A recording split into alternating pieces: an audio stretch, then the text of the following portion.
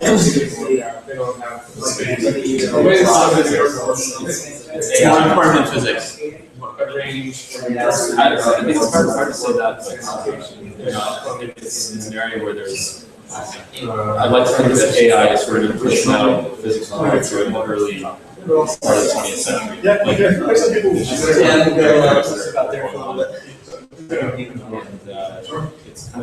It's a very exciting place to be. So you're a student now in business? I was a master's student in computer science. Still miss physics a lot. There was actually a PhD physics entrepreneur here who just completed his PhD, and he was working in the Z lab. I'm not sure if that was around when you were here. But they're mainly experimental, and they're working on cooling down atoms to like extremely low temperatures. Could be, I forget. You're talking about atoms, it's like noble gas atoms, would that be Bose-Einstein constant? Yes. Okay, so yeah, that's right. It's like several, they're trying to get down to several micro level. So really cool temperatures for all kinds of purposes, different kinds of experiments. They use like lasers to trap atoms and slow them down. These very, very slow. It was just really cool. They had to see this lab. The guy who was here to see it today. Sorry to meet that, so I want to go back to the EPA. So it seems that Chris, what I remember his last name, speaking here right now. He's working on the type product. There's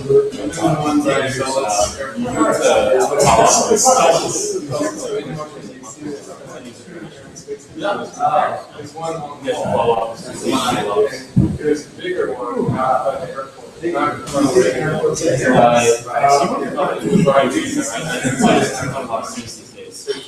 I was his only student for 3 years. Wow. He's a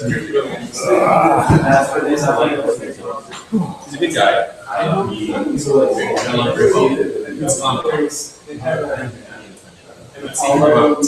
week. Friday afternoon. He taught his class on Friday afternoon. And Okay, you got a recorder here? he would walk from the office to the lecture. And in that 10 minutes, that was your time. That was my time. I would tell him everything I did that week, and he would comment. And yeah, it was. Hey guys, good evening everyone. So thanks for coming. We are NewSpace NYC. I see some familiar faces here. Some of you were here for the panel. And again, thank you very much for Ted Southern who's going to be here. Just a few announcements. First, for those who don't know NewSpace NYC, we're an organization here in New York that was created to promote commercialization of space. So the idea is to bring investors, enthusiasts, academics, entrepreneurs, makers, anyone who's interested in the commercialization of space. One of our activities that we'll be organizing from now on is the space talks on Friday, so always at 6 here, 6 p.m. So this week we had Final Frontier Design. Next week, we're going to have Give Physica. So here we have Mark Jackson. We're going to be talking about crowdfunding for space projects and other science projects. It's going to be very interesting. So before we hand over to Ted, we would like to talk a little bit about a recent activity in which we're involved.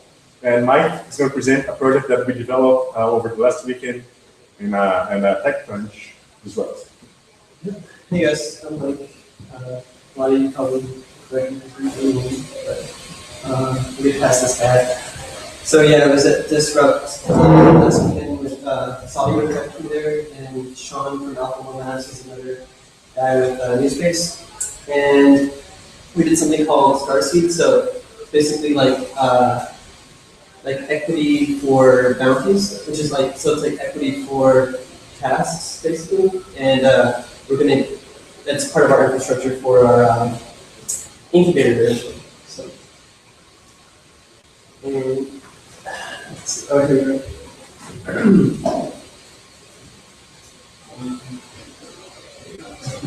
Is there audio? Is it on? Yeah. I'm not sure if it's going to be on TV. It might just be on the laptop. It might have been muted before you. Okay. See the shot.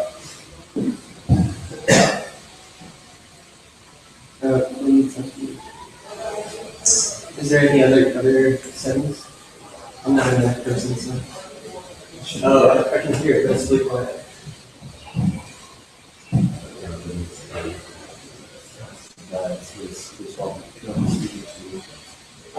It's okay, we can close it another time. It's too bad there's no closed captions. That's unfortunate. Yeah. Okay. Let's just watch it anyway. We can talk about it. Alright. So yeah, this is me presenting silently. And so yeah, anyways, there's a website called assembly.com, and they're kind of already doing this, but what they do is they take 10% of your company when you put it on there and you're locked in basically till you exit.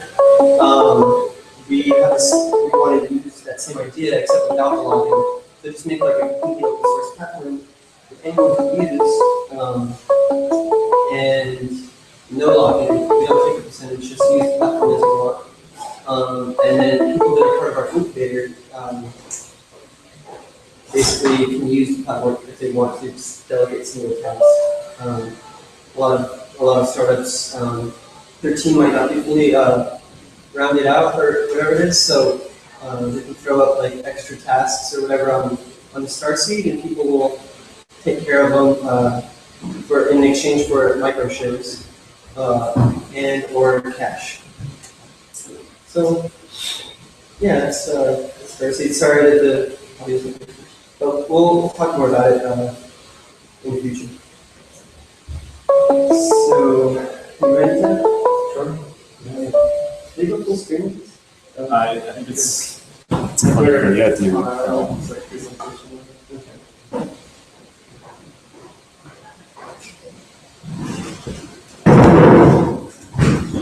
I might actually sit down if that's okay. I feel like I'll cower for the room. Thanks a lot for having me. I'm excited to be here. It's great to be part of the panel at the beginning of April. I don't know how many of you guys got to attend that panel, but it was really nice to talk about the industry in general. But I actually prepared a slideshow for that and then realized once I got here that there was no time to talk about the company in particular. It was really just much more discussion about the industry as a whole. So it's nice to be here to talk a little bit more about what it is that we're doing. This description underneath our company is a little bit grand, and I would probably change this to something more like future clothing or something like that. We're still kind of trying to establish what it is that we're doing as a brand. That said, I'm really proud to say in about 1 month we will reach our 5-year anniversary as a company since incorporation. We incorporated June 2010. And that's a big milestone for companies, and I'm really glad to be able there. We also, just last week, found out we were accepted for negotiations for our 4th SBIR at NASA to work on EVA glove development, basically gloves for Mars. And so I'm really excited about a new contract with NASA and some funding moving forward. So, but I'll get a little bit deeper into all of that in a second. But first, I just want to talk about who I am. I got my undergrad degree in French horn performance from the University of Puget Sound in the year 2000. I trained as a classical musician and figured out really early that that's not what I wanted to do with my life. It's a really tough job, so I decided art would be a much better place to make some money, right? So I moved to New York City in the year 2000. I had an undergrad degree in sculpture, and I started making costumes. I got a grant from the university in undergrad to build some body armor, and this is just sort of a natural proclivity I had, and I was really interested in it. And as soon as I got to New York, not as soon, but pretty quickly after I got here, I actually found a company that made body armor. I would joke with people that they want to make body armor for everything, as if that's possible. But I actually found this company, Spiro Studios in Chelsea. I worked there for almost 10 years, making everything from light-up bra and panties for Heidi Klum to huge watches for the Saks Fifth Avenue window and everything in between stuff. On the upper right-hand corner, these are some harnesses for tentacles for the Addams Family on Broadway, traveling Tin Man, This is the wardrobe lady frame on the bottom left-hand corner. In the center were some gloves for the New York City Opera. And I made a lot of wings. I probably made 130 wings over the last 10, 15 years for Victoria's Secret and also for a variety of other outlets. And it was great. I loved doing that work. It was very challenging. It was very fast-paced. Every day was a different job. And it required a lot of creativity. But after a while, I started to feel kind of empty. The Victoria's Secret thing, the thing started about all of the drama and weird issues with women's bodies on TV and portraying a non-ideal gender and all this. So I started looking past just working with costumes. I actually got an opportunity to go back to graduate school. I got a degree in sculpture and MFA in sculpture from Pratt. I graduated in 2007 from Pratt, and as I was there, everything I worked on had to do with hands. I was really obsessed with building, understanding hand anatomy, understanding hand functionality. And NASA announced this glove competition, astronaut glove competition. It coincided perfectly with my thesis. And it just seemed like the perfect outlet for me to think about gloves in a technical way and to develop the tools and machinery necessary for that. So I built a controller glove box, I built a rotational casting machine, and I built probably 30 to 35 different gloves to test in this astronaut glove competition. At the 2007 astronaut glove competition, I met my now partner, Nikolai Moiseyev. Nick worked at Zvezda, the Russian space suit manufacturer. He graduated Moscow Aviation Institute in 1986 and started working at Zvezda in 1987. His first spacesuit designs flew in open space in 1989 on Mir. He was part of the Mir shuttle program and also had a suit on the Buran. The Russian Buran was their space shuttle equivalent. It didn't fly with humans ever, but they did a test flight with the maquette, and his spacesuit actually flew in there. He also worked with the European Space Agency and NASA on Martian suit prototypes, and was at Zvezda almost 20 years. He left right around the time of this astronaut glove competition with the interest of getting into commercial space. Believe it or not, he had been there almost 20 years. He was the lead spacesuit designer at Zvezda and was making about $200 a month. And he was fed up with the graft, fed up with the corruption, fed up with not having to be a taxi driver on the side to pay for this advanced work that he was doing. This is a picture of Nick. On the right, he's at the Mars Yard at the Johnson Space Center in Houston. He designed those boots on this suit. The suit is the Mark V, which is a prototype planetary suit. You can see there's a lot of things happening in the wings. Planetary spacesuits need a lot more mobility and everything than a heavy suit. So I feel really lucky to be working with Nick. He obviously has a lot of experience and legitimacy of what we're doing, but it's a great partnership because I have some more creativity and experience working with the body. And he has a pretty deep understanding of how things work in Russia, but things work very differently here.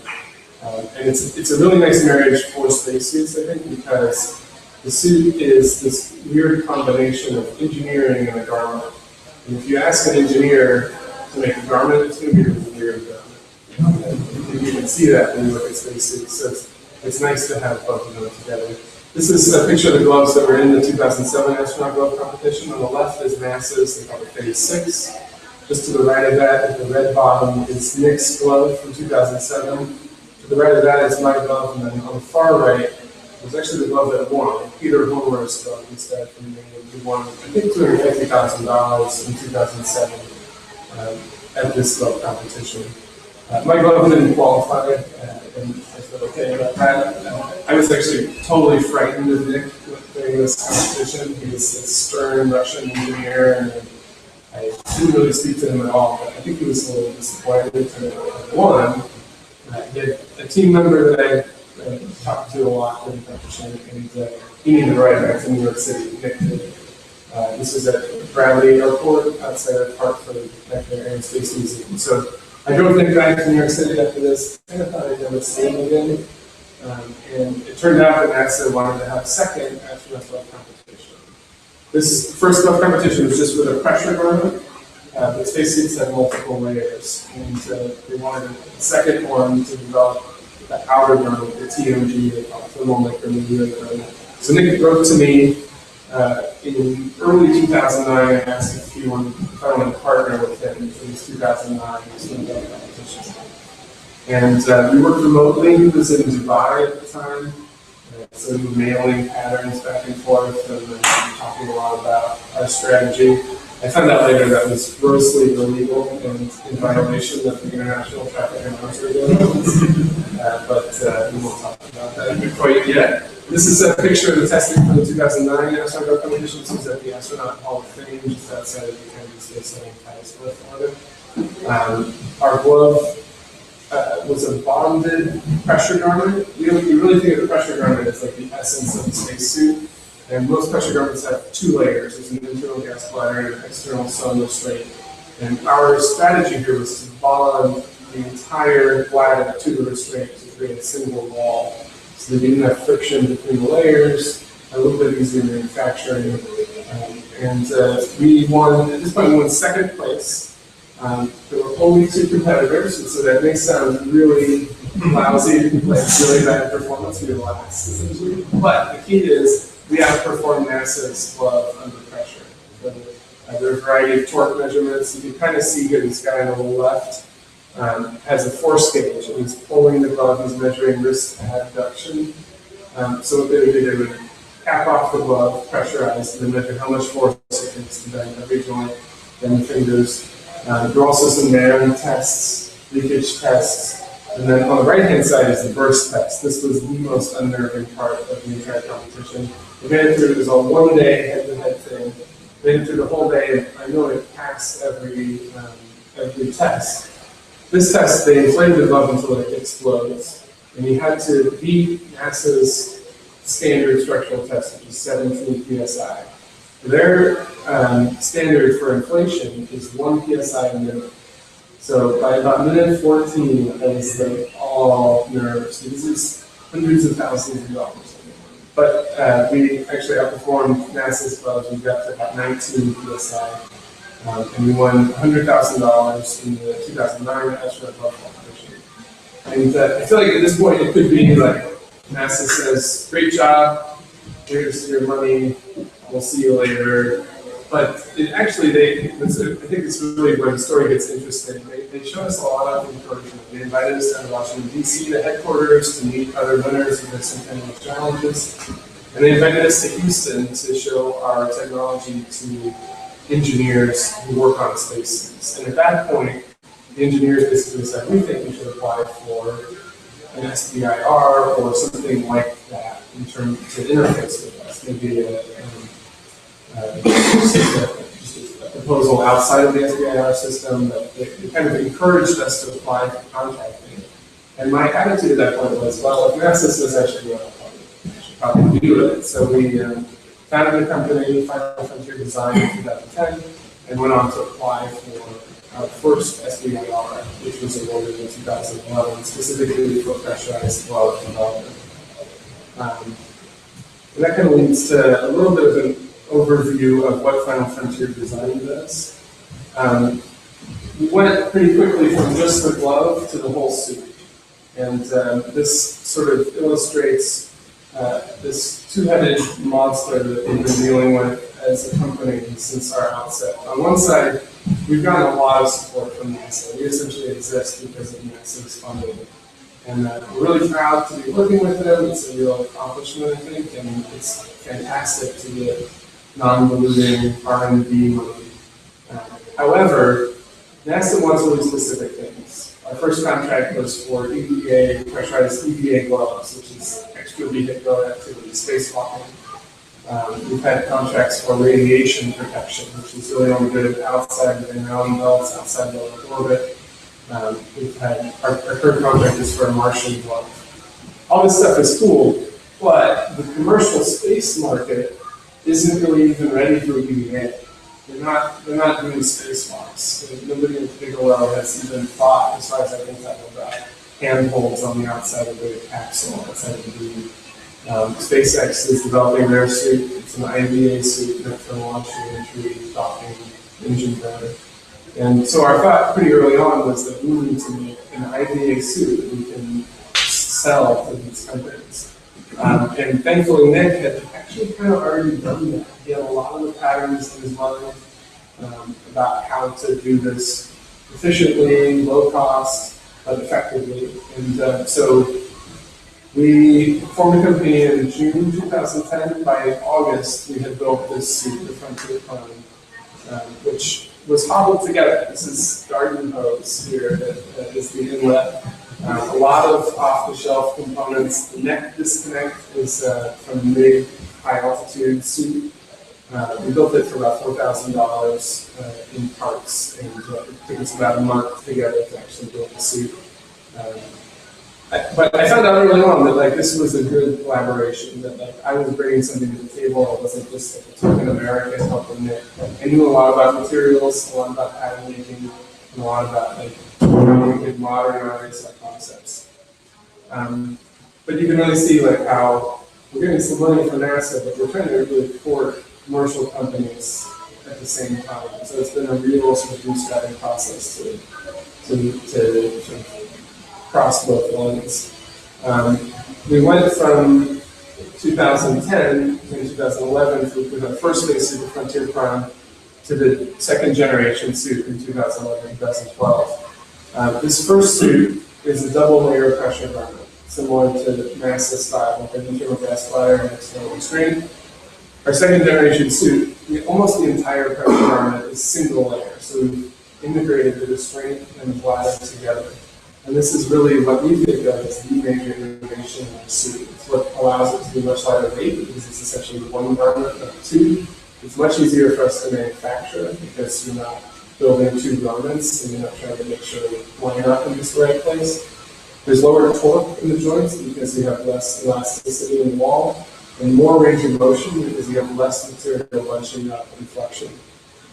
So there's a lot of advantages to this, and plus it's lighter weight. That's a huge deal with space travel. We showed this suit to SpaceX early on when they were looking at how the market was. They actually had an RFP for spacesuits back in 2012. Barry Reisman, who's he's an astronaut and their head of astronaut safety, came to our studio and tried on this suit. Our takeaway afterwards was basically they were trying to get as much as they could out of the industry to steal and build this. And I've heard that story a lot about SpaceX. They're really interested in picking up on everybody else's secrets and doing it in-house. We had discussions with them about actually being incorporated in. I really didn't want to move to LA. I'm not sure if that was a breaker or what, but anyway, this suit was really sort of motivated to begin that conversation with SpaceX in particular. After seeing SpaceX's RFP, which they had some specific requirements, and here are 10 requirements. Number one, which, by the way, was the suit had to look badass. That was 5 psi operating pressure, it had to operate for 2.5 hours, and it had water cooled. Look badass. It's number one. Also, I don't know how much I should talk about this, but they had a CAD model of the Dragon capsule with 7 astronauts in there, and each astronaut looked exactly like Elon Musk. Like so many of their, their goals, their design goals are copied down driven. That said, I have a great deal of respect for SpaceX, and I hope it's in the future. However, after that interface, we really got a much clearer picture of what it was the industry was looking for, and how we would take the next step from this 2G suit.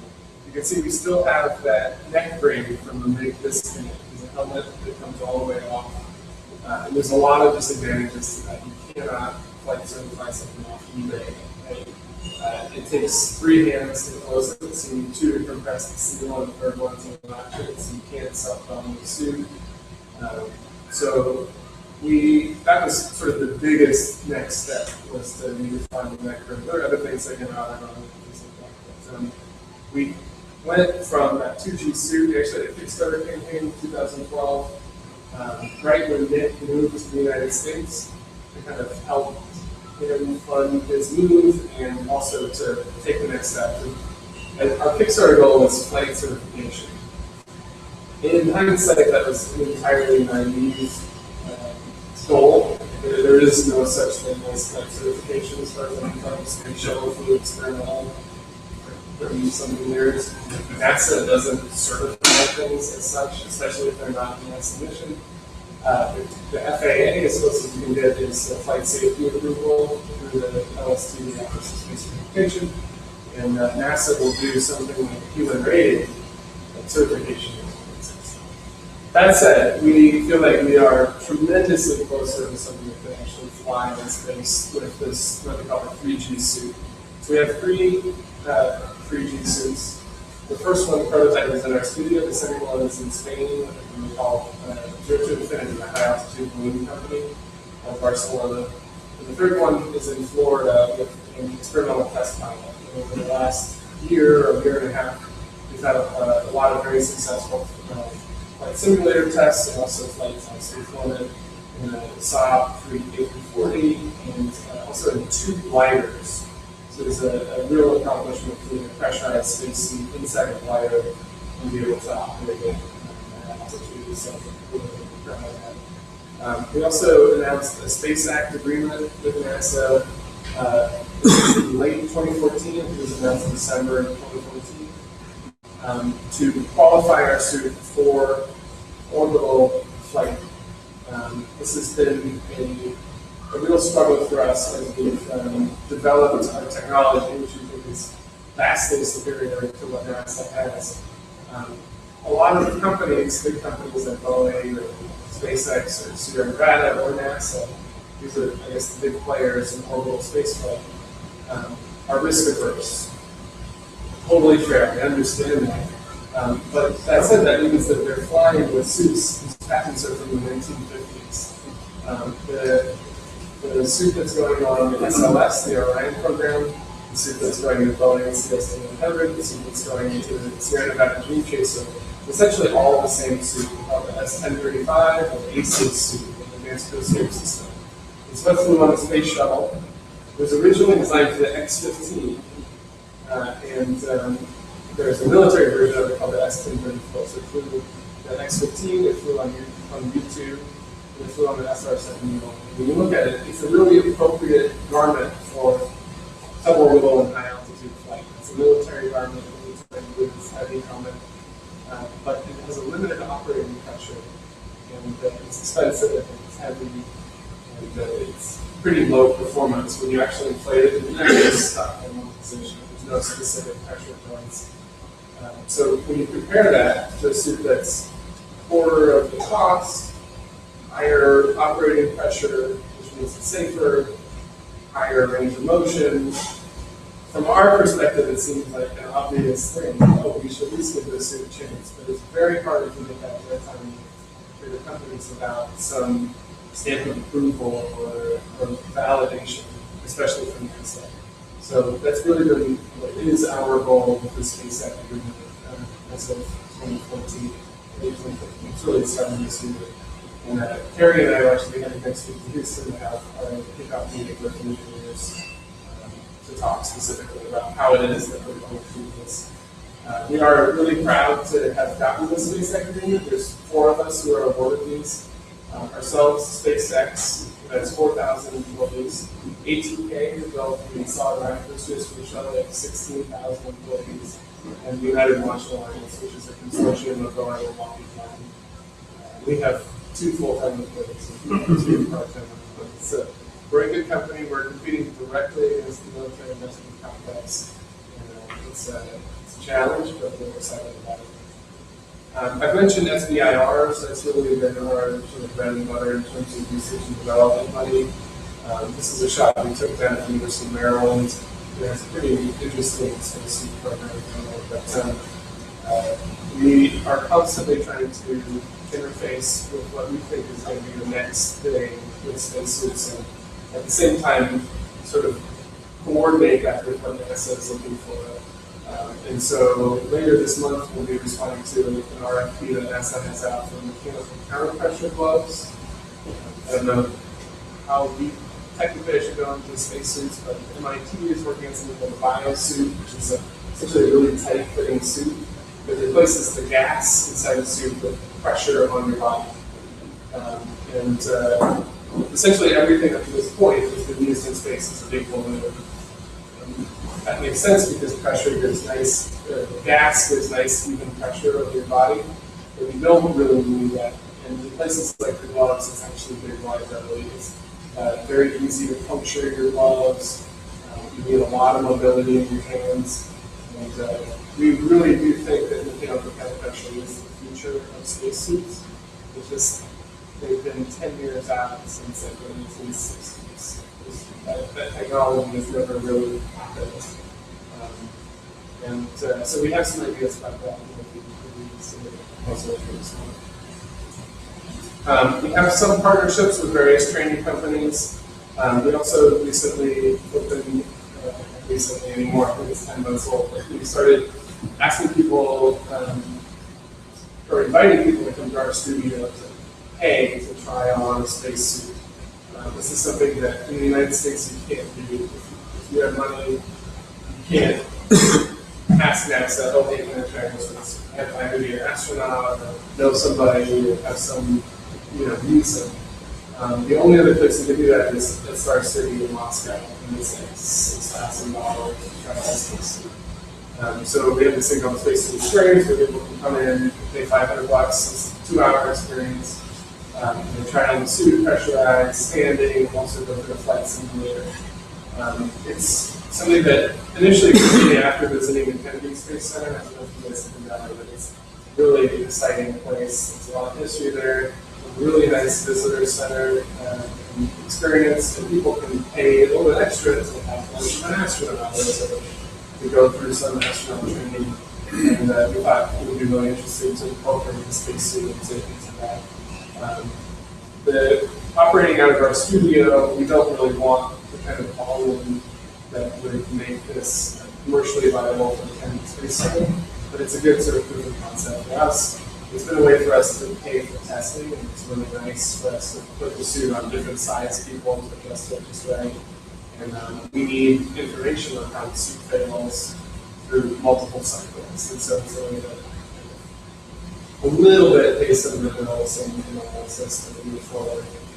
But training, I think, will be more and more of a big deal. So NASA, a lot of what NASA does is simulation and simulacra. And I think as we move forward in the commercial space market, training will be more and more of a thing that people do. Whether or not you're flying space, you can get your hands on really high fidelity training equipment to get in a neutral buoyancy lab, to fly a simulator. That's a big deal. There are companies like Maxstar and Boston County, Pennsylvania that have really high fidelity simulators and centrifuges. And they're the ones who are getting Virgin Galactic customers to come in and train. And I think that's actually, in my opinion, what Spaceport America should be looking at now. They haven't seen that issues with finances, but I think we can use that facility for training, which is what's going to happen anyway. It's a big opportunity. For us, with the spacesuit in particular, we kind of break up the market into 4 sections. The first would be training here on the ground, where you don't need something to be flight certified. And it's like a perfect, obvious first step for us to get some money to develop suits. Second step would be high altitude. So balloon companies, there's a high altitude glider program called Furlong. It's mostly like 100,000 feet. Worldview is another path to the balloon company. But also jet fighters. There's a lot of military jet fighters that can go up about 50 or 60,000 feet where max starts to be not useful anymore. We're partnered with Starfighters Aerospace, who flies out of the Kennedy Space Center. And they're looking at doing suborbital flights, essentially the same profile as Explorer or Virgin Galactic, but a little bit lower in altitudes. The third sector would be suborbital, so galactic and X4. Gotten a lot of press, but I'm not totally convinced that's a enormous market. I don't really see where that's going beyond tourism and science. I don't think it's point to point. None of those vehicles are really capable of point to point travels at this point. You need to be much larger and a lot more fuel to actually get to point to point. And then the fourth sector would be orbital space flight, which is really where the glory is and the glamour is, but it's a long, long road to get to that point. So. Simulation, this is a shot in a simulation SimCom in Orlando, but you can see again, training simulation. This is a flight from inside a glider, shot with the suit pressurized inside a glider. This is a shot of our very low-tech flight simulator. This is a launch position flight simulator. I won't divulge how little money I spent putting this together, but the point here is there's a lot of room for development and expansion. And I think this is a really interesting concept for someplace like Kennedy Space Center or even the Intrepid. In fact, we're excited this summer, in July, Intrepid having a space science week, and we'll be taking our suit there, and one lucky person will get to pressurize in the suit on the Intrepid.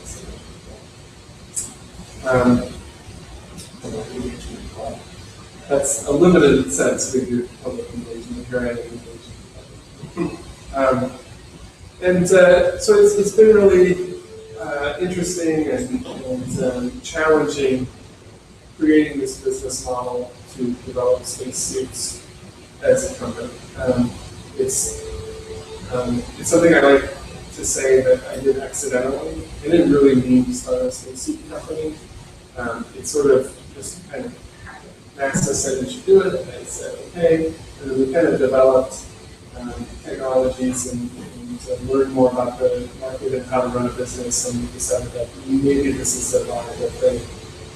But it wasn't a deliberate choice at the beginning. And I still think it's a viable thing, but it's a very long-term, long game. There's still a lot of research and development to pay for. There's still a lot of NASA contracts to be won. Still a lot of convincing companies like Boeing before we actually get to the point where the suits are going to sell a lot. And this is the key point: is that when I say a lot, I mean like 10.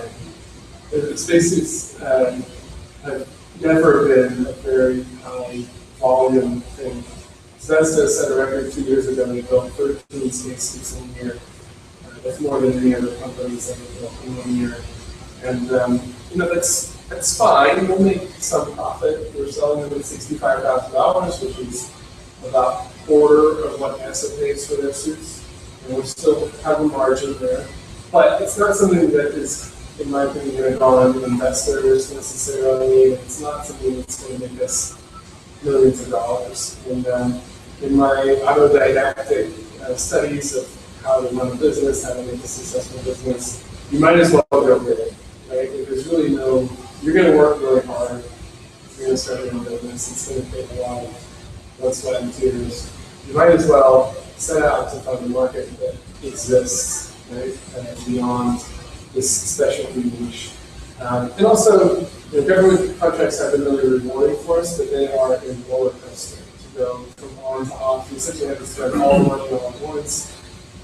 Very unpredictable in terms of product development. And so we've been frustrated at times. Like we're really struggling, especially starting in 2014, to find the commercial outlet, the terrestrial outlet for these specific developments for spacesuits.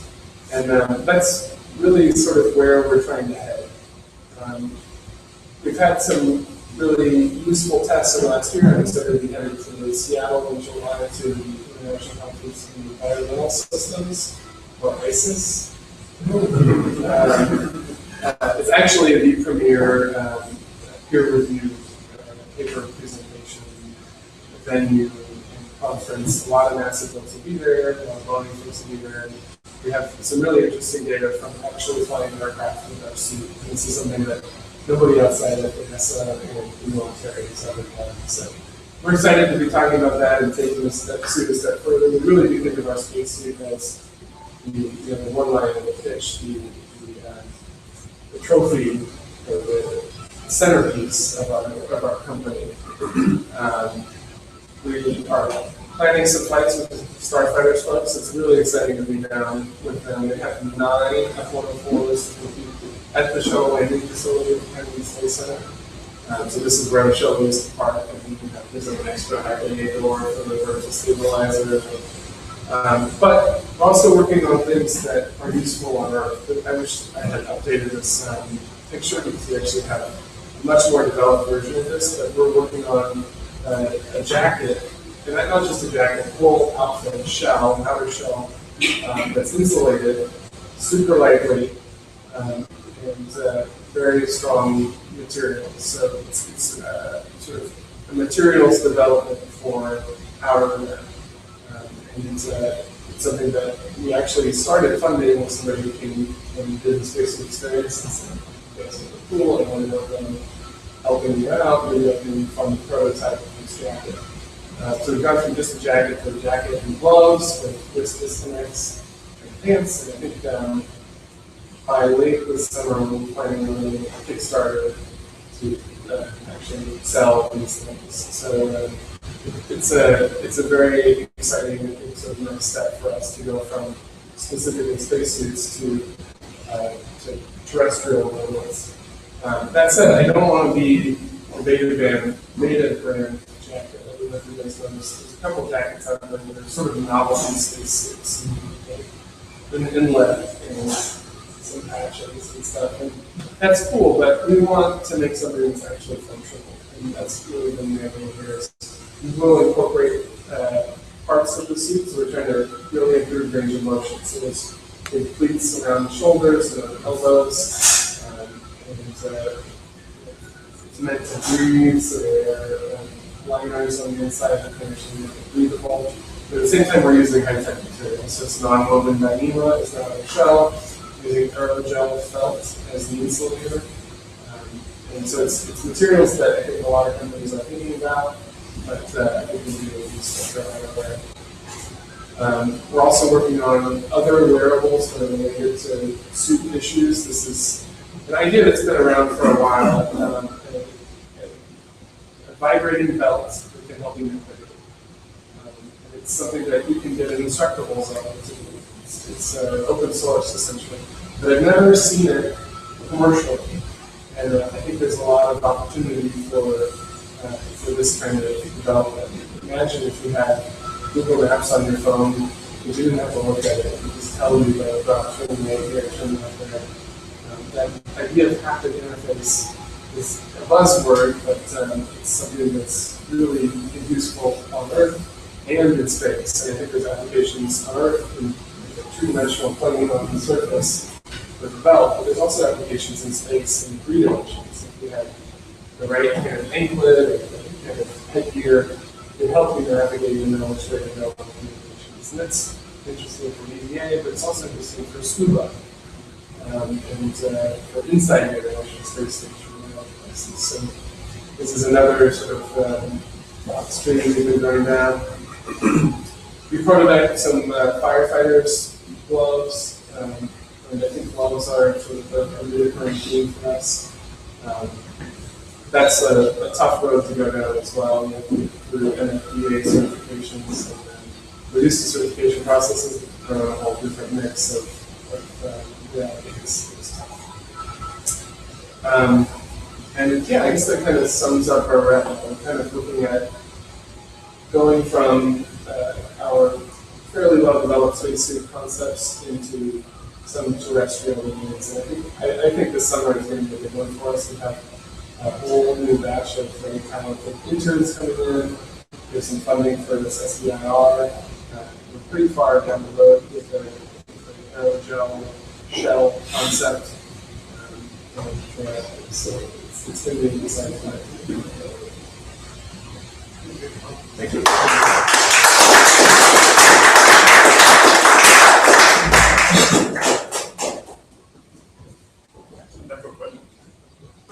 Who are some of the other companies that are making spacesuits? who do you see as your big competitors when you're talking about NASA, SpaceX, big customers? Who else is trying to get those deals? So the company that seems to get them all is David Clark. They're out of Worcester, Mass. They built, like I was talking about before, the suit for the X-15, the U2, the Gemini suit, all kind of related. Blows my mind that I keep hearing that, oh, this next generation vehicle is going to be suit from the 50s.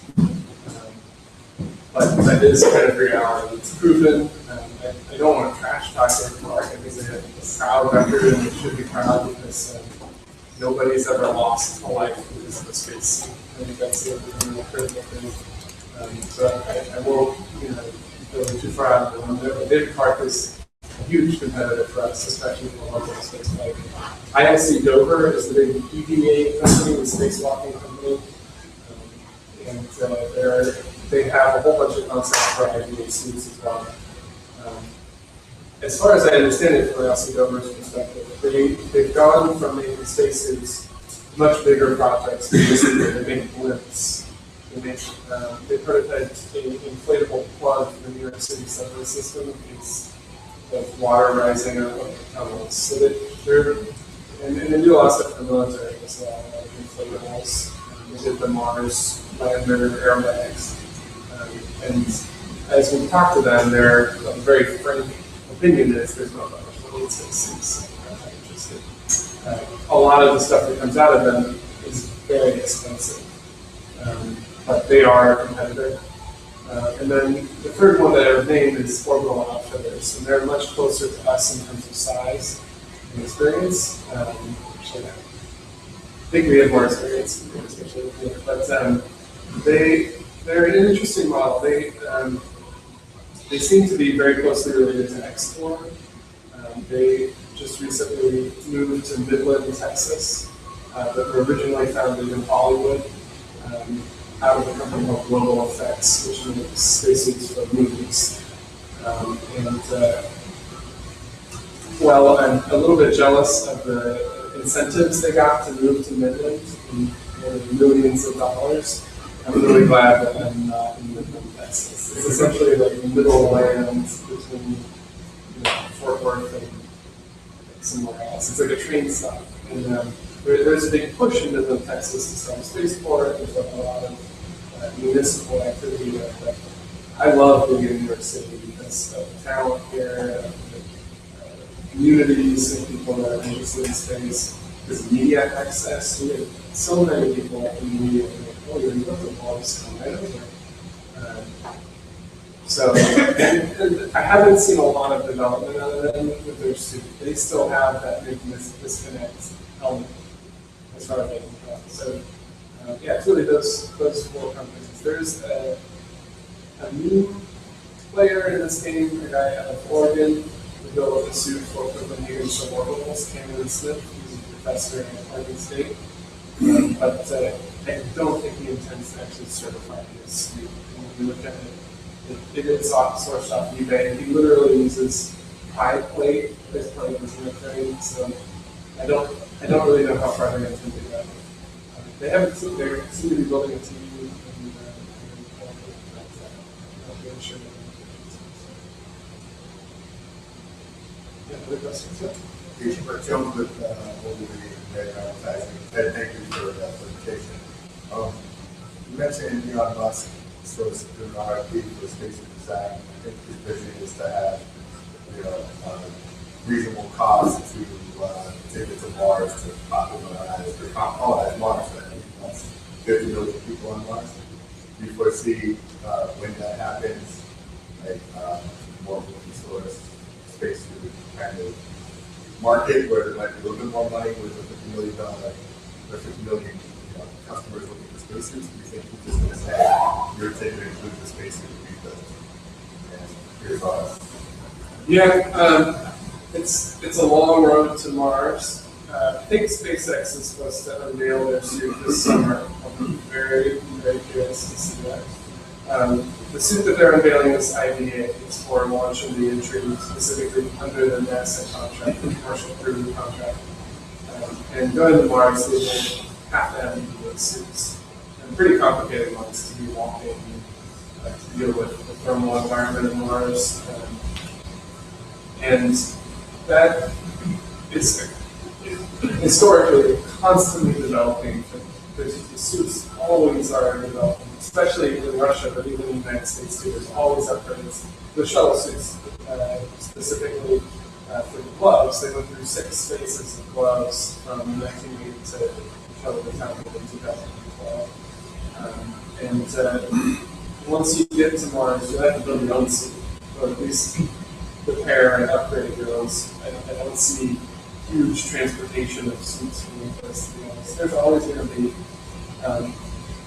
upgrades and changes to it. What their specific business model is, and if they want to monopolize Mars, I don't really know. But I think they're going to need a lot more talent, a lot more input to work on EPA. That is a great idea. I guess maybe explain a bit more about what are the type of events and being on the East Coast versus kind of that slew of Seattle to Florida kind of swamp of most of the other countries that are biggest. Everyone's pretty.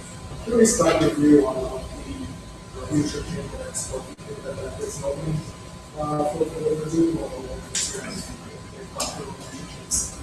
I'll take the second one first. I think that the next core opening changes things. We had our student Mojave with a training company that integrated space flight services back in 2014. This is early 2014, and they wouldn't look at our space. I think there's a mutual investor, Lee Valentine, who's invested in both companies, and it was like just absolutely not.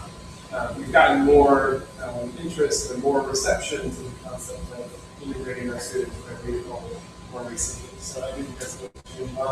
I admire and am a bit jealous of Jeff Grayson's switch from CEO to CTO. I think that if Final Frontier Design grows, that's how I want to do it too. I don't want to be the CEO. I kind of by default native English speaker and capable of dealing with a massive bureaucracy. That's sort of where I've ended up. I'm not a trained executive, and I think that there's a lot of room in a lot of these companies. This is something that Esther Dyson mentioned in particular in the board last time. Was there's not a lot of professional business management in NewSpace, and you can use a lot more. And so, like many small businesses, I'm kind of looking at this to go, but I think that it's an interesting trajectory, and I think a very healthy one for them. The first question. Did you say that's just on Google? No. She was on a panel here at Columbia Startup at the beginning of April.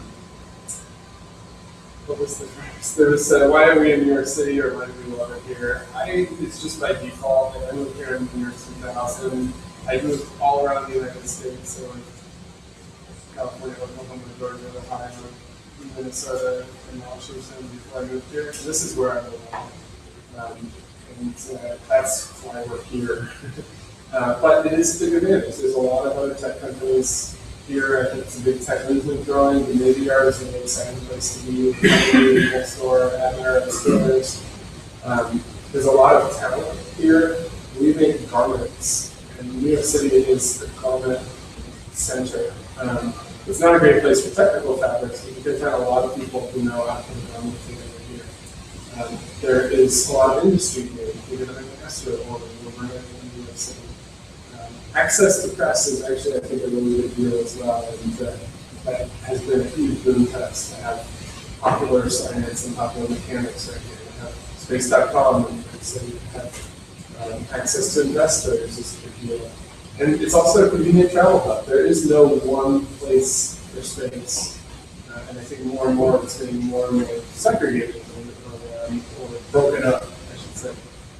We have a company in Spain, and so getting to Spain from Houston is kind of a pain in the butt. So there's a lot of advantages to this. You mentioned the badass factor, and I guess this is also related to being in New York City. So the feedback you got, it seems like, is the style really counts, and what's saying it looks cool. You're also talking about being in New York City. What are the advantages?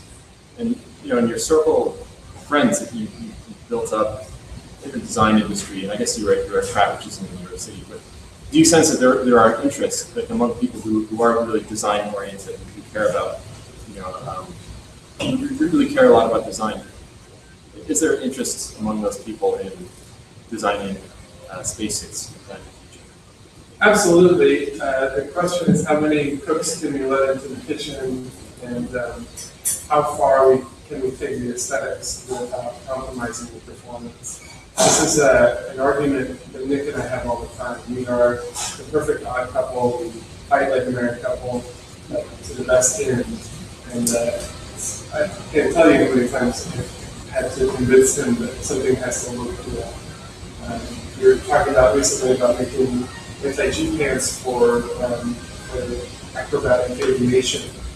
And his attitude is, well, they don't need to be the perfect engineered garment. They need to look cool because you have a flight suit over it. Nobody's going to look at that.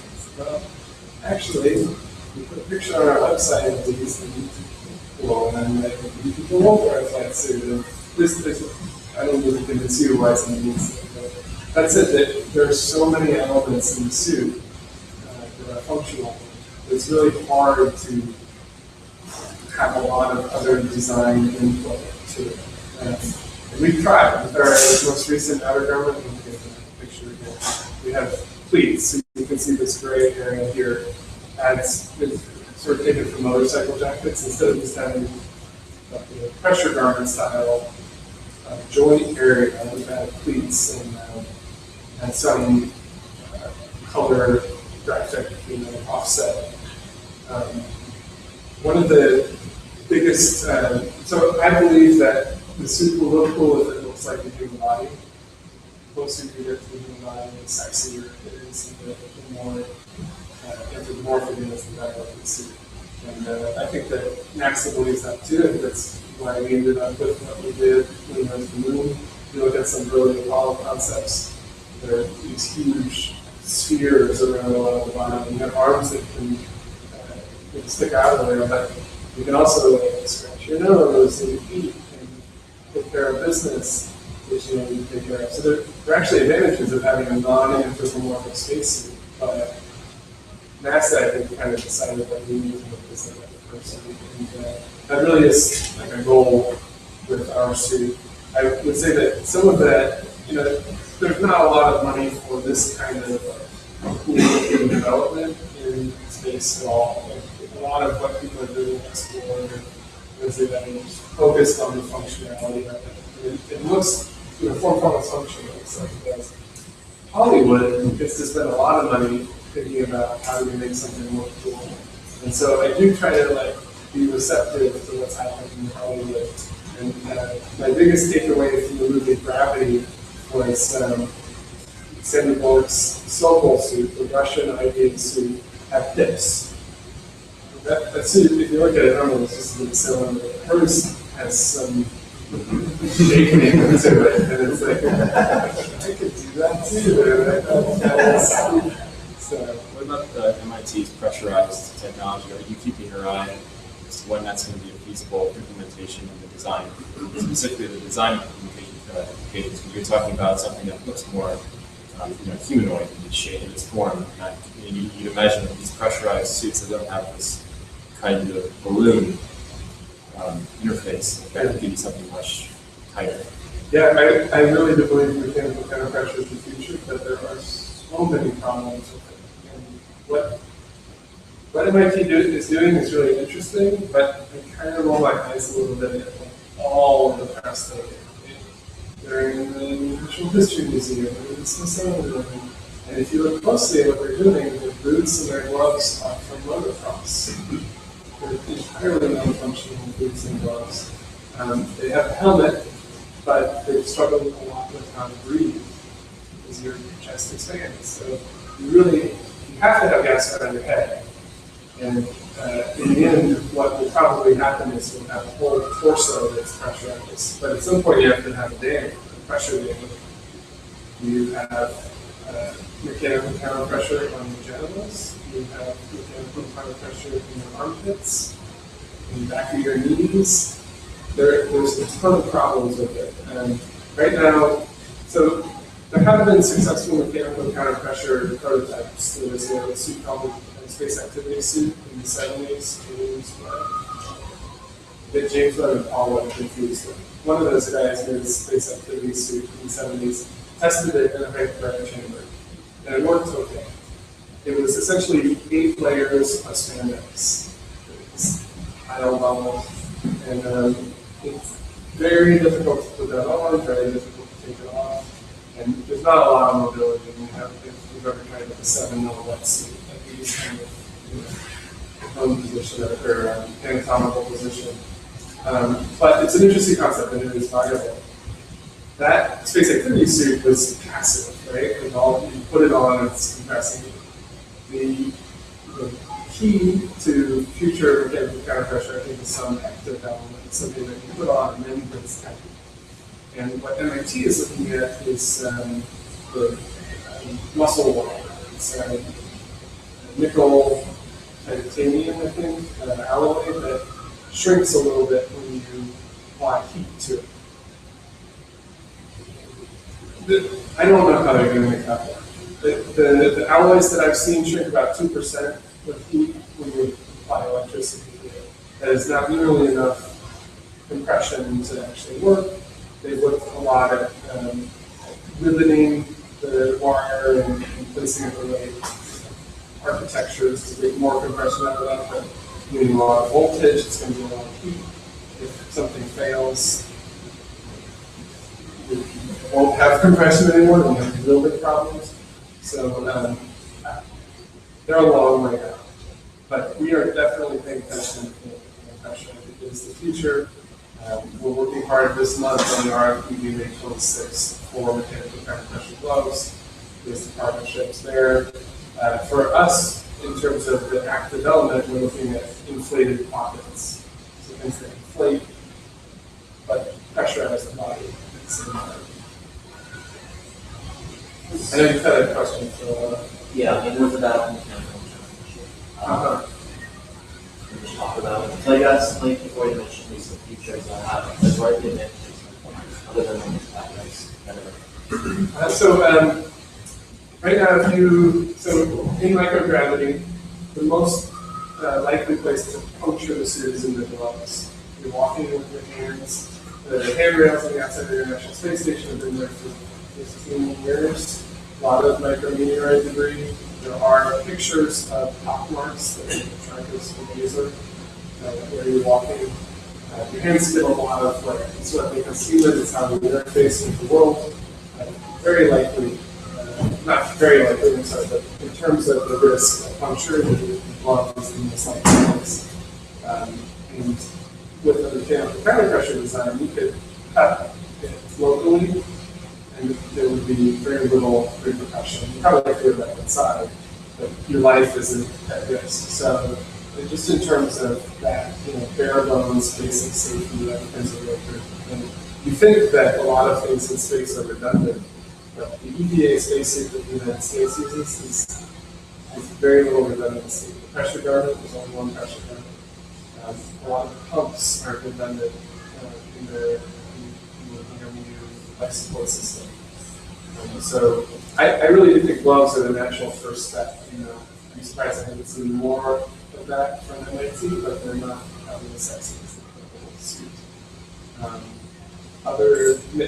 Other advantages of mechanical counter pressure, when your body is exposed to the vacuum, it's a very efficient way to expel heat. Right now, astronauts use a liquid cooling garment, which adds so much complexity to the life support system and weight. Your body can sweat directly into the vacuum and cool you down a lot faster. Space is a very hot thing, and so thermal regulation is needed. Why is there not more redundancy today? Is it that they're not modular and you can't easily swap things out, or there's not enough storage, it's too unique to the individual? So the original, the EMU, they call it extra mobility unit. It was developed for the space shuttle in the late 1970s, and it was developed as a contingency. So the idea was that you're not going to do EVA every shuttle mission. A lot of things will be robotic. You need to spend money on other places. This is the story of the life of spacesuits. Contingency development rather than nominal development. The money was much less. They found as they started flying, EVA is a nominal thing. They're always going to do EVA, especially with space stations. The ISS, they have what they call a wall of EVAs, hundreds of EVAs over a period of years. And that's something that I think NASA has been paying for a long time. The EMU operates at 4.3 psi, which is very low operating pressure. The International Space Station is sea level next gas, 14.7 psi. And there's 4.3 pure oxygen. So in order to get into the EMU, they have to put a lot of nitrogen without the big bends. And it takes like 3 hours of pure oxygen breathing. Huge penalty for some astronaut in space. You spend 3 hours out of the day and breathe pure oxygen. And originally in development, they were saving money. Like they ended up paying for it on the road, ultimately. It's the same way with the life support system. If you look at the Russian Orlon, there's a lot of redundancy. They have redundant pressure garment, except for the gloves. They have redundant pumps in the Orlon. And this is the future of what NASA's looking at. If you look at those ESU life support system, it's all redundant. It's just an unfortunate series of funding decisions in the late 70s. And I can't blame NASA. The whole shuttle project was a cluster. It was a lot of political decisions and a lot of complexity. And so, what we got. It's a big challenge, I think, now for NASA to transition from the EMU, which is really old, to their next generation suit. Nick and I were lucky enough to go to Houston for an industry day for EVA suits back in September 2014. NASA currently spends, I think it was $80 million a year in maintenance of their current stock of suits. It's not development or new suits, it's maintenance. $80 million a year. They paid about $12 million per suit. They don't have enough suits total. So to think of like that budget just to maintain things that were built literally in the 1970s and make sure they're safe. It's staggering. And to have to change the interfaces and move forward and have a different entry and a different operating system. It's a real challenge. Do you think it's a Elon Musk or another company that's on the commercial side of things, buying your spacesuit ideas? NASA's been quite successful getting beyond low Earth orbit at least recently with programming. Do you think that your suits could replace the suits that have been there for 20 years and go on something like Orion? Or I hope so. That was actually part of, as far as I understand, part of the reasoning for picking us for the Space Act agreement. It was a very competitive space agreement. We got Airbus. About that. But their thought, their criteria was they were looking for commercial things, commercial products that are applicable to the commercial market and to NASA. And that was a specific conversation we had. Like, can NASA ever use this suit in the future? In my opinion, suits are plug and play. If you have the right one for the application, you can switch out another one. It's really about local interfaces, it's about range of motion, visibility, and contingencies of water landings or ejection and things like that. And we have tried really hard to build our suit to be adaptable to a lot of different environments. So the umbilical ports and the regulator ports are all 3D printed. So you can switch those at will, essentially. We've tried to focus on, everybody's going to need things that are lightweight, inexpensive, adjustable, good range of motion, high pressure. Those are sort of universals. And so That has been a focus of ours. It's also been a big challenge to come to NASA and say, if we don't have a vehicle or a flight path that we want to certify our student, how do we do that? And it's, I think it's kind of blowing their minds. Yeah, I hope so.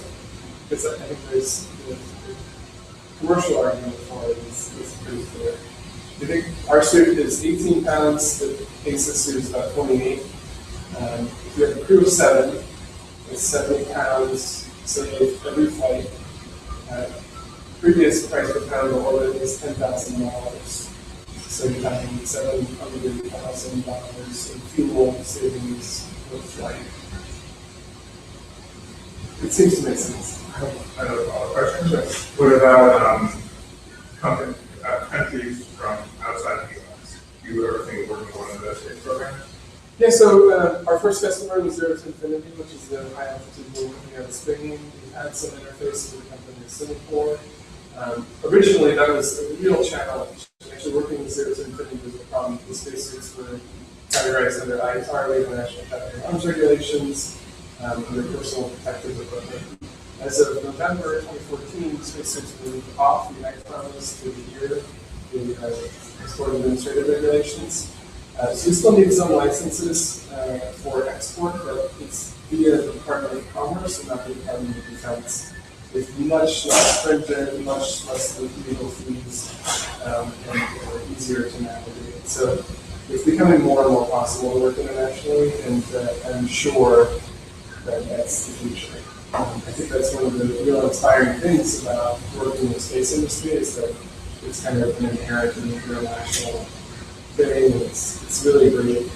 You know, that doesn't get all cheesy, but it is great to see the International Space Station be such a success. Because it really is a coalition of a lot of countries. And that's one of those things that you hear astronauts talking about.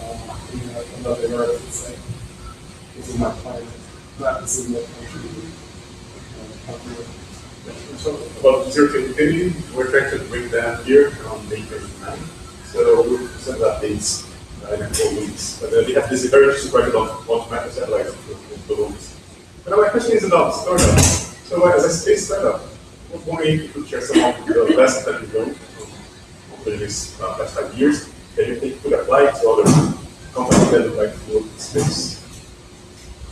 Sure, so I think, so a lot of discussions in NewSpace end up poo-pooing this. They say, oh, we don't need NASA anymore, it's not useful, they're too bureaucratic, it's too much regulation. In my opinion, NASA has been and will continue to be very critical for commercial space flight with the commercial crew program. That's the most obvious. Billions of dollars that they're investing in commercial space flight. The Flight Opportunities Program, they're spending money to support small companies like NASA to do space flight. And there's a lot of opportunities that interface with NASA. It's not just SDIRs, STTRs, the Centennial Challenge is obviously going to be a useful interface for us. But they're really looking at, I applaud NASA for trying to be adaptive in the bureaucratic scheme and actually to keep up and support the commercial space sector. That said, it's easy to fall into the trap of I'm going to spend a whole bunch of time and money developing a really specific thing that NASA needs without finding some real commercial outlet for it. And that's been, I think, the hardest juggling act for us is like, how do we fit our business plan into NASA's or not? And how do we find the spin-offs that are going to make us a business as opposed to just getting a contractor? That's a real challenge. A follow-up question, but the fact that Dan Newman is a new assistant administrator and she's a spacesuit specialist, does that help you guys? She just got confirmed, right? So, not yet. I don't know how much influence she'll have on policy. I think Lori Garber used to be in that position as well. She was a big advocate for commercial space. I think it's great to have her there. She's a friend and a fellow contributor and book that we're publishing soon. And I think that you will be an advocate both for commercial space and for non-contingency funding spaces, but I don't know, how that will affect this person. Have you explored working with terrestrial IoTs or not? No, not as such.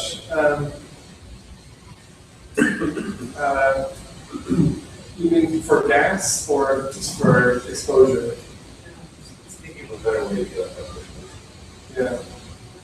Yeah. Yeah, it's certainly an interesting market. I do think that where we're headed with this outerwear shell, I think we need new materials in activewear, and that's an interesting avenue. But it's not something I have a whole lot of experience. I was actually just camping out in the right price canyon last week, and I'm an outdoorsman, but I don't know a lot about super high altitude stuff. What's the process of taking an idea of spacesuit while it's getting the natural project? Yeah, that's a good question. In fact, we have things that I have seen every behind you that I know to pass around. One of the things that we do is make components instead of making a whole suit. When we started out with gloves, what we do is make one finger. The real critical part of the suit is the pressure garment, and you have to inflate something to know how it's going to work as a pressure garment. And making a whole glove is really complicated. It's the hardest part of the whole suit. So starting with just a finger, understanding the material concepts, the processes that you make for manufacture is really useful for us. And we do the same thing with the suit. Instead of building a whole suit, we build an elbow. And you can test just the elbow. You can pressurize it, plug here, plug here. You measure the torque, measure the range of motion, measure the leakage, measure the burst pressure. It's really good to be able to quantify things. Like in component testing, I think it's really good. I'll pass this around. This is an IVA glove, so this glove would go on an IVA suit, but it has NASA's EVA interface. So this flange here, you could attach this to an EVA. The reason it's an IVA glove is the wrist is fairly simple. It just allows flexion and extension, not add abduction. So we have much more complicated gloves that have metal restraints in the wrist for abduction. There is a metal palm bar here. One of the first things that happens with pressure in the glove is the palm when you use that out. So you're going to have to force that concavity. Pressure is, if things are under a pressure differential, they want to be sphere. Everything is circular cross section, so any concavity is a really big issue. You can stick your hand in here, but only if it's clean. But you get a sense of what it's like to integrate the single layer pressure garment in the restraint system. I'll just give a little voiceover as I pass these around. This is the pressure garment elbow that goes inside this outer garment elbow. This is a specialty material that we use. It's actually Kevlar fabric with a urethane coated nylon. But you can see how the restraint works. So this for the elbow to bend. And when it's inflated, these sort of convolutes come out on one side of the elbow to bend the joint. The concept here is that you want the pressure inside to remain constant through the front of the cycle. That's the real sort of trick. It's pressure garments. Then this outer garment, this is a whole series of layers. There's a bunch of mylar inside of here. But this is essentially the TMG, the thermal microneedler garment. We'll go over that for UVA.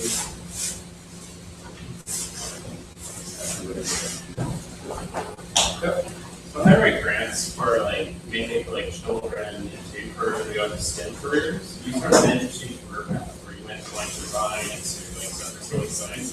Yeah. So what would you recommend to stir up curiosity for children that might be interested in design or have an interest in something that's not science related, that is where they're looking it up so that they can look towards that?